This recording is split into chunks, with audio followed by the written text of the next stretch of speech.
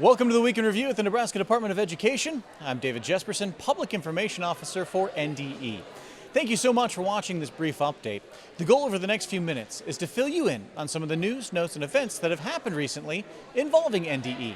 And the big news of the week, of course, comes from right here in Kearney at Administrators Day's NDE Day. This year's theme is Champions for Equity in Education. NDE staff kicked off the event on Tuesday with a welcome reception and networking opportunity with staff from the state's ESUs.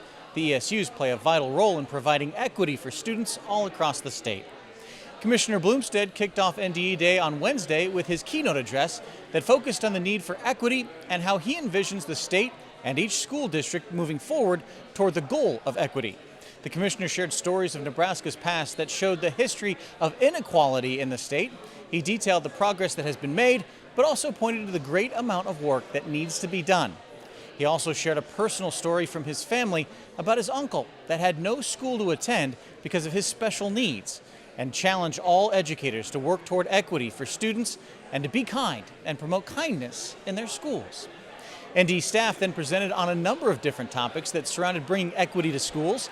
One of the goals of the conference was to show how educators can be champions for equity in everything they do for their schools. Sessions included a look at state standards and how to implement them for every child's success, how quality materials matter when teaching in the classroom, the need to make sure our teachers reflect our student population in regards to race and ethnicity, how student organizations and partnerships with community businesses can really help students, how educators can find ways to champion for equity within ESSA, how schools and the state strive for equity in assessments, and how equity really does play a big role in everything we do.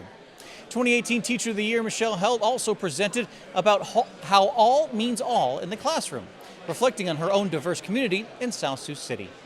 Members of the State Board of Education also joined the commissioner in one session to talk about legislative priorities and what educators would like the state to focus on in the upcoming session.